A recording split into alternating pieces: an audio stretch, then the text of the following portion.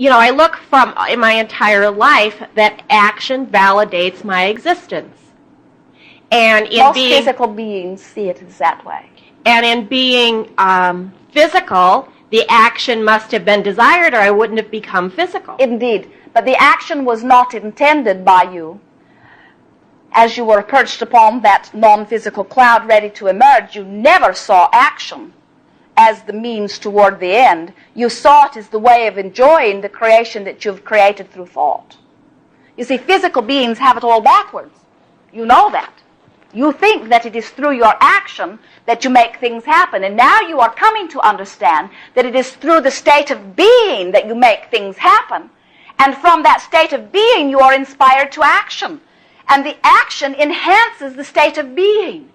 When you are in that glorious flow of acting out of your glorious wanting, that is delicious. But when you are like a little ant carrying a very heavy load on your back, for the sake of trying to get over some crevasse of lack, then it is not so glorious.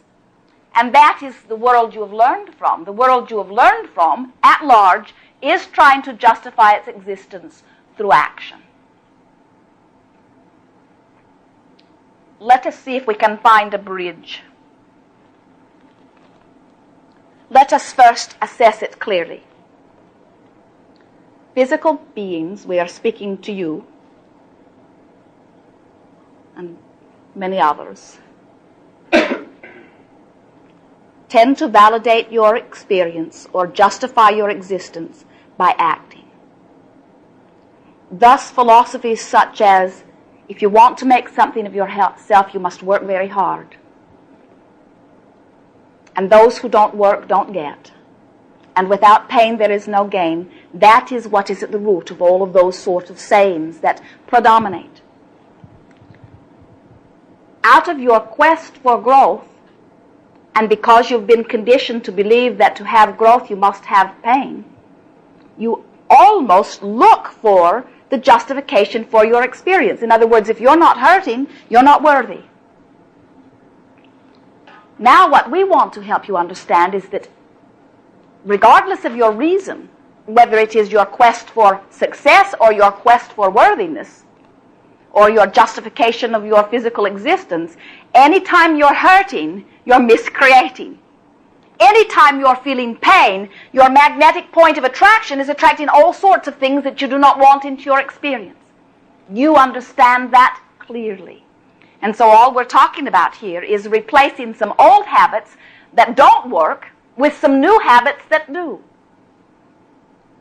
Habits such as stopping and saying, as you are recognizing that you are moving into a new segment, how do I want to feel? What do I want to have? And what do I want to do in this segment?